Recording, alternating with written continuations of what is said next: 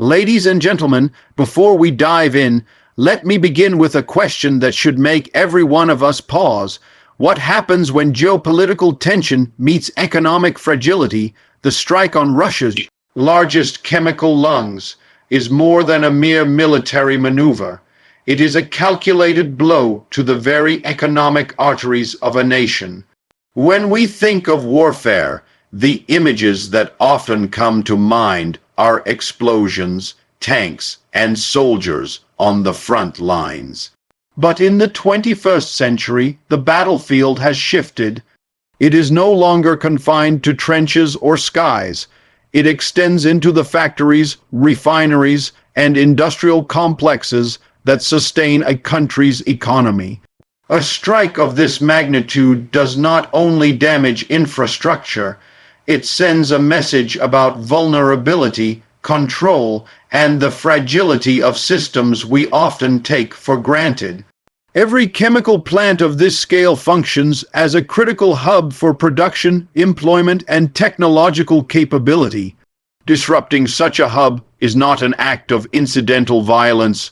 It is a deliberate attempt to sever the lifeline that connects labor, capital, and production.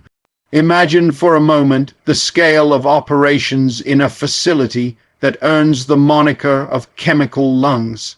These complexes are responsible not only for producing essential chemicals, but also for regulating industrial byproducts, supporting agriculture, and maintaining supply chains that ripple across regions. When such a facility is attacked, the shockwave travels far beyond the immediate perimeter. Factories reliant on these chemicals halt production. Agricultural sectors that depend on fertilizers or industrial inputs face shortages. Transport networks are strained as alternative supply routes struggle to absorb the sudden pressure. Investors and markets respond instantly, as any disruption in production can translate into spikes in global prices and instability in trade flows. The initial explosion may fade from headlines within hours, but the economic tremors extend for weeks, months, and sometimes years, reminding us that modern warfare is as much about economics as it is about strategy. Consider the workforce that operates within these facilities. Hundreds, if not thousands, of employees depend on the smooth functioning of the plant for their livelihood. Skilled technicians, engineers, and laborers face immediate uncertainty. The loss of income, combined with the psychological shock of witnessing a critical facility reduced to rubble, has profound social consequences. Families are destabilized, local economies shrink, and communities that rely on the plant's activity are forced to adapt rapidly, often without adequate resources. This human cost, though less reported in mainstream media, is a critical factor in understanding the true impact of targeting industrial infrastructure. It is here, in the intersection of economic disruption and human vulnerability, that the stakes of modern conflict are most palpable. Moreover, the act of striking an industrial hub carries symbolic weight. It communicates to domestic and international audiences alike that no sector is immune, and that the economic backbone of a nation is a legitimate target. Such messages have strategic purposes. They exert psychological pressure on leadership, signal military capability, and influence negotiations in ways that conventional diplomacy cannot. In this sense, the chemical lungs strike is both literal and metaphorical, disrupting not only the physical operations of a facility, but also the perceived stability of a nation's industrial and economic system. The modern battlefield, therefore, extends into the economy itself, where the consequences of action are measured not only in immediate casualties, but in sustained disruption to livelihoods, production, and market stability. Every strike on a critical industrial node is a calculated decision designed to weaken an opponent's economic resilience while maximizing psychological and political leverage. It challenges traditional understandings of warfare, forcing analysts, policymakers, and the public to recognize that attacks on infrastructure are attacks on the circulatory system of a nation. With ripple effects that reach far beyond the initial site of impact, in this light, the Ukrainian jet strike on Russia's chemical facility exemplifies a new paradigm in modern conflict. It is a stark reminder that the most critical assets of a nation are no longer only found on the battlefield, but in the complex networks of production, labor, and economic interdependence. Every disruption, every explosion, and every operational halt carries consequences that extend beyond borders, highlighting the sophisticated interplay between military action and economic strategy. When a strike targets a nation's industrial heart, the immediate destruction is only the surface layer of impact. The deeper, far more insidious consequence is the cascade of economic disruptions that follow, a ripple effect that spreads across borders, industries, and global markets. Modern economies are intricately interwoven, and no single facility operates in isolation. A strike on Russia's largest chemical lungs does not simply halt production within its walls. It interrupts supply chains that feed into agriculture, manufacturing, energy, and even international trade agreements. Every factory that relies on chemicals from this plant is forced to recalibrate, delay production, or shut down entirely. This disruption can propagate through regional economies like a shockwave, leaving a trail of financial uncertainty that reverberates far beyond the immediate vicinity of the strike. Markets react almost instantaneously to such events, often before the full scale of the damage is reported. Investors recalibrate risk assessments, stock prices of affected companies fall, and commodities tied to industrial outputs experience volatility. When a chemical plant of this magnitude is rendered inoperative, the immediate shortage of essential products, fertilizers, industrial solvents, and raw materials pushes prices upward. This creates a feedback loop. Higher costs in one sector cascade into others, forcing manufacturers to raise prices, consumers to pay more, and governments to intervene to stabilize markets. Every disruption becomes a lesson in economic fragility, a reminder that the interconnectedness of modern supply chains is both their strength and their vulnerability. The ripple effect is not confined to domestic borders. In a globalized economy where nations trade heavily in industrial goods and raw materials, the halt of production in one country can trigger shortages and price fluctuations internationally. Companies in Europe, Asia, or even North America that depend on these chemical inputs must scramble to secure alternatives, often at higher costs or lower efficiency. Shipping routes are rerouted, contracts renegotiated, and industries face delays that may compound for months. Suddenly, a single targeted strike in one region can have consequences that touch the daily lives of people thousands of miles away, from the cost of food on supermarket shelves to the price of industrial products used in local manufacturing. Beyond market mechanics, the social consequences of economic disruption are profound. Workers whose livelihoods depend on the continuous operation of industrial facilities face sudden uncertainty, reduced income, or even unemployment. Communities built around these industrial hubs experience stress on public services as families adjust to decreased spending power. Local businesses that rely on the economic activity generated by the plant cafes, transportation services, suppliers face the same shocks.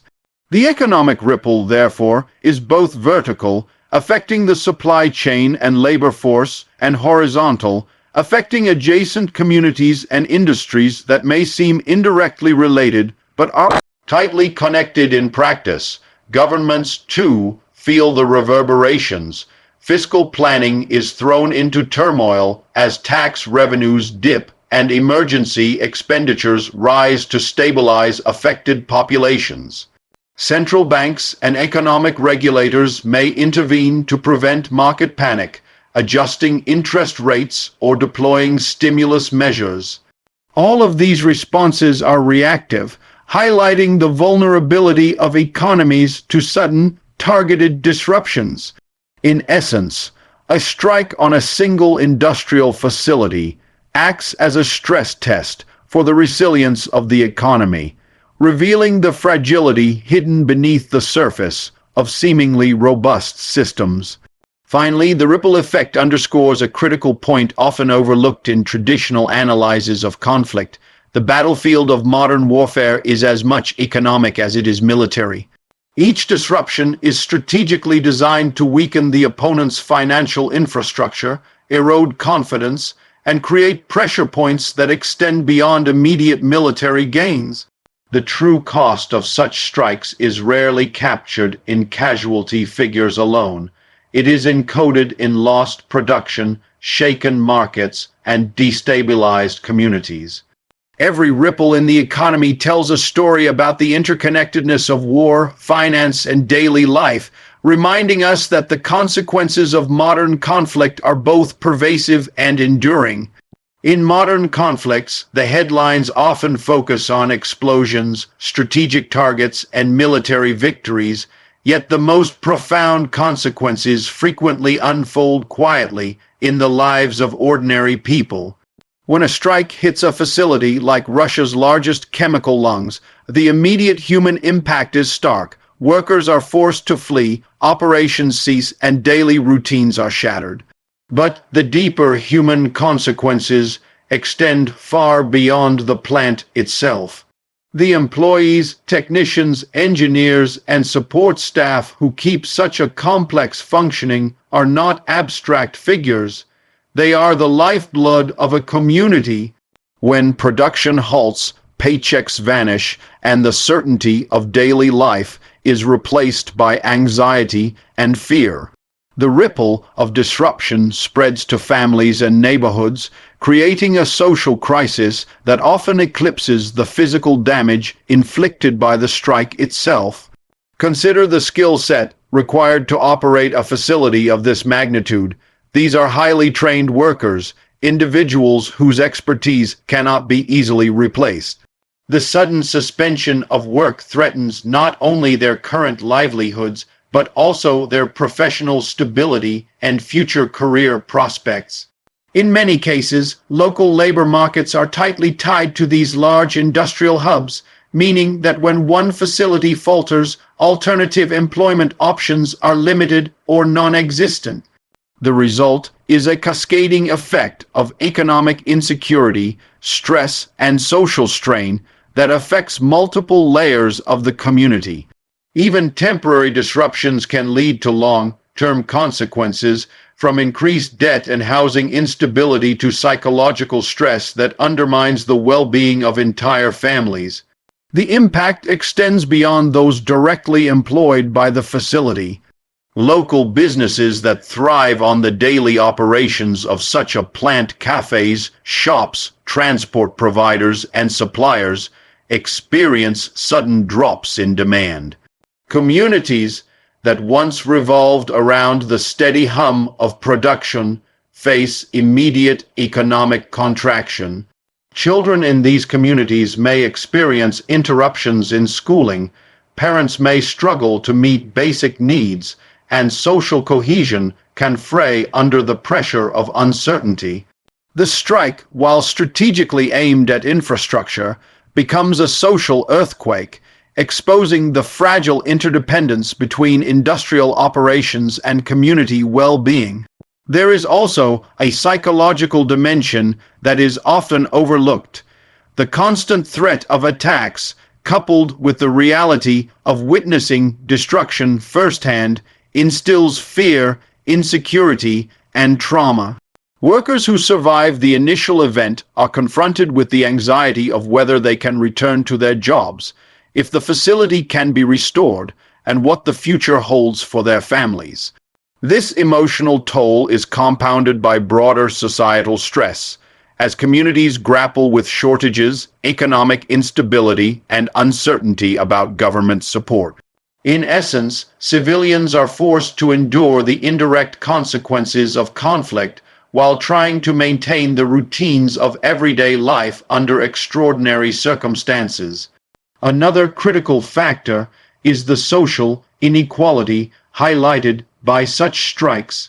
Those with fewer resources, low-income families, marginalized workers, and individuals without strong safety nets experience disproportionate harm. Wealthier individuals or those with diversified sources of income may weather the storm, but the average worker is exposed to the full weight of disruption. The strike therefore magnifies pre-existing inequalities, deepening social divides and amplifying long-term instability in affected regions. This is not a side effect of conflict. It is a predictable and often intentional consequence of targeting industrial hubs where ordinary labor sustains the system.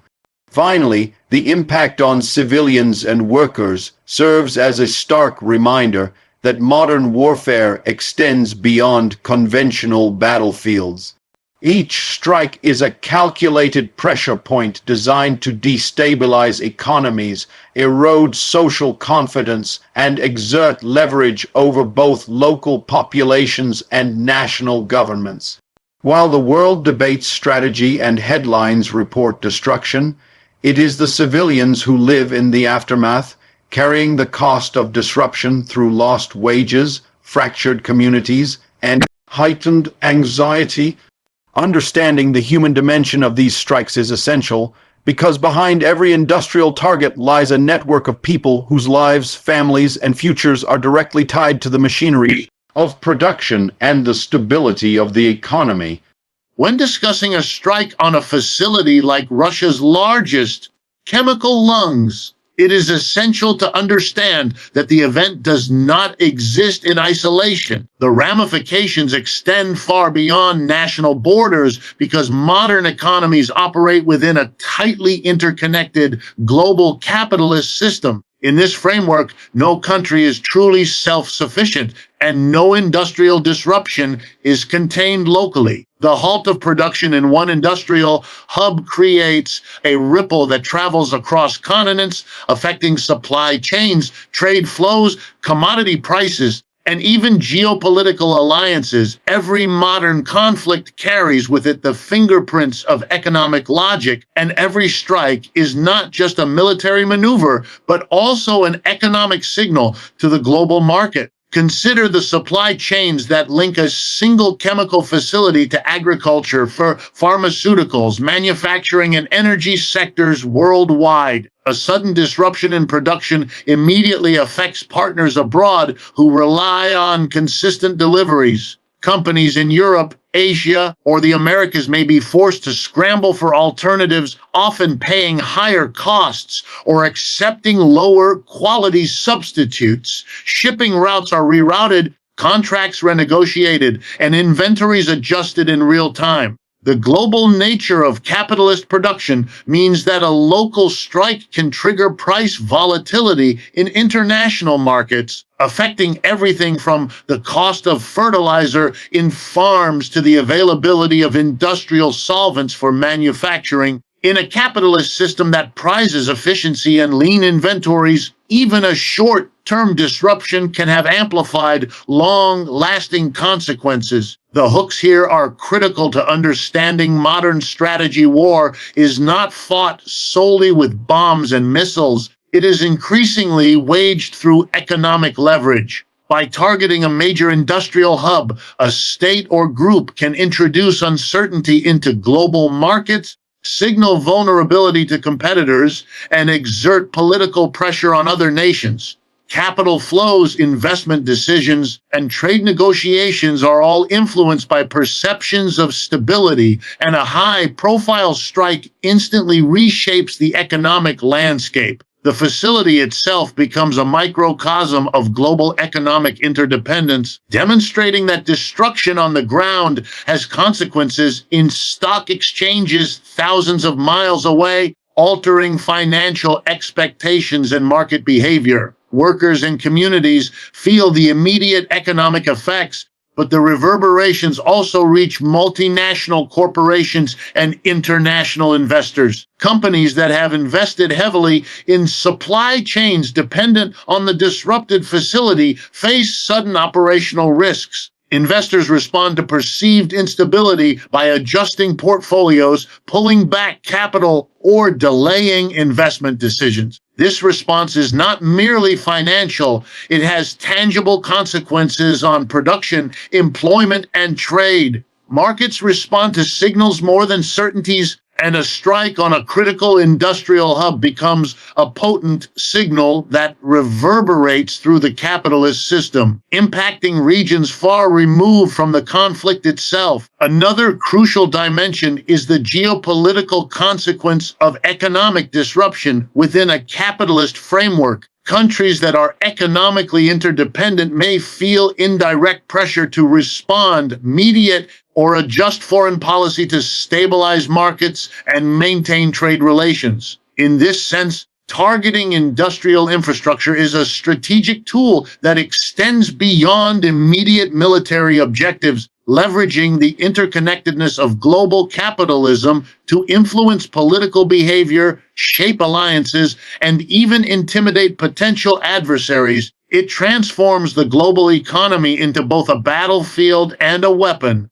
The human consequences of such economic disruptions are magnified precisely because of global capitalism. Communities, laborers, and consumers bear the immediate brunt, while corporations, governments, and investors navigate the strategic ripple effects. The paradox is that while the economy appears resilient on a macro scale, individual lives are highly vulnerable to shocks, highlighting the asymmetry between systemic robustness and personal security. The strike on the chemical facility is a vivid illustration of how capitalist globalization transforms a local event into a global concern, intertwining war, markets, and human consequences in a complex and often destabilizing web. Finally, understanding the economic dimension of modern conflict is essential for interpreting both strategy and consequence. Military action and economic disruption are intertwined,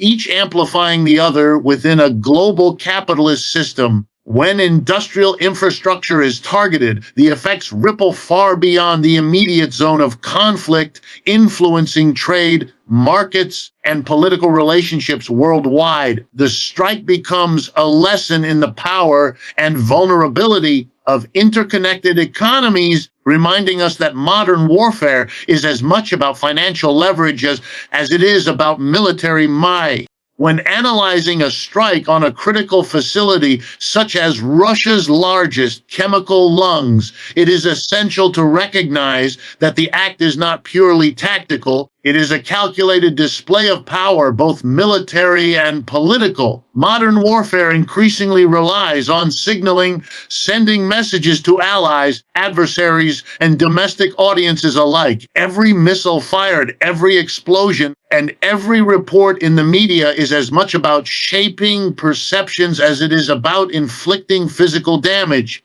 In this context, a strike on a major industrial hub functions as a demonstration of capability, an assertion of influence, and a method of psychological leverage. It communicates, often with devastating clarity, that a nation's economic and industrial foundations are vulnerable, and that no target, no matter how critical, is beyond reach. The hooks in understanding this phenomenon lie in the intersection of visibility and impact. High-profile industrial facilities are strategically significant because they are visible symbols of national strength.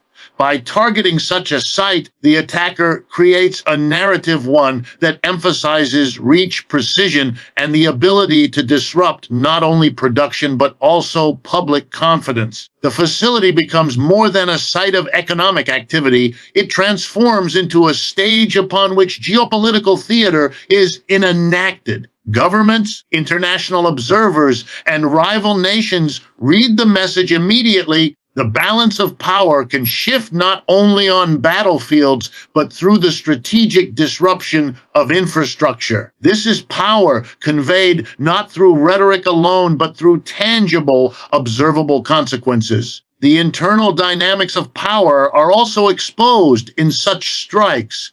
Domestically, the government of the targeted nation faces pressure to respond effectively. Citizens demand security, reassurance, and accountability. The failure to protect critical infrastructure or the inability to prevent economic disruption weakens public confidence and can destabilize political authority. Conversely, the attacking side leverages the strike to assert dominance and to position itself as capable and formidable. These dynamics reveal that modern strikes are as much about shaping political narratives as they are about achieving immediate tactical objectives. They are designed to project strength, intimidate opposition, and signal resolve, creating leverage in diplomatic negotiations or broader strategic calculations. Another layer of power dynamics lies in the economic consequences. By hitting a facility critical to production and supply,